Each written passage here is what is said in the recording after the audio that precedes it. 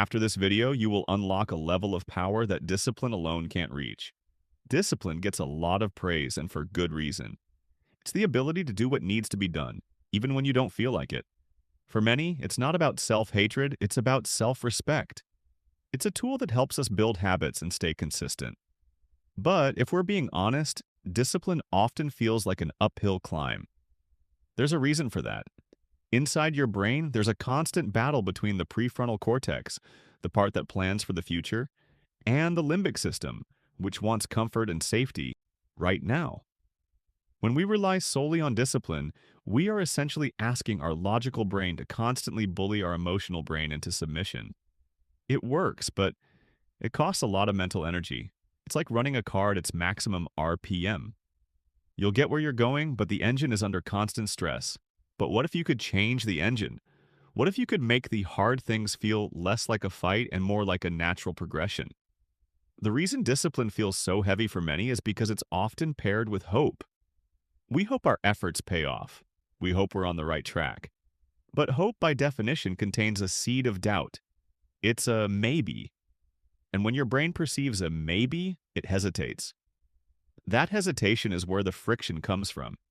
That's why you have to force yourself, because part of you isn't sure if the sacrifice is worth it. This is where we need to upgrade our internal software. We need to move from hope to faith. In this context, faith isn't just a feeling, it's a strategic decision. It's the conviction that your destiny is already a fact. Think of it like this. If you were walking toward a door and you knew it was unlocked, you'd walk with confidence. But if you only hoped it was unlocked, you'd slow down as you got closer, bracing for the possibility of it being slammed shut. When you have faith in your destiny, you remove the probability factor. You decide that the outcome is inevitable. Neurologically, this lowers the threat response in your brain. When the outcome is certain, your brain stops seeing the work as a risky gamble and starts seeing it as a logical preparation.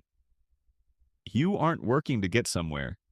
You are working because you are already on your way. This certainty changes the nature of your discipline. It evolves into devotion. Discipline is the how, but devotion is the why. Discipline is the structure, but devotion is the soul. When your discipline is fueled by devotion, it stops feeling like a chore and starts feeling like an offering. The legendary designer Yves Saint Laurent understood this deeply. He didn't just force himself to create, he was surrendered to his craft. He famously said, "Without devotion, without love, one can achieve nothing. My work is my prayer." Think about that. When your work becomes your prayer, you aren't fighting your brain for motivation anymore. You are honoring the vision you have for your life. An athlete training for the Olympics isn't just doing reps. They are devoted to an identity that is already real to them. Devotion is the gravity that pulls you forward. You stop negotiating with your comfort because your commitment to your destiny is louder than your desire to stay small. So, keep your discipline. Keep your structure and your habits. They are the bones of your success. But give those bones some life. Trade your hope for faith. Stop wondering if it's going to happen and start acting like it's already done. When you align your discipline with a sense of devotion to your destiny, you stop fighting yourself.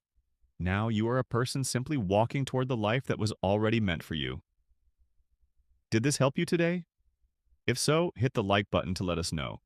But before you go, I have a question. What is the one thing you are devoted to becoming?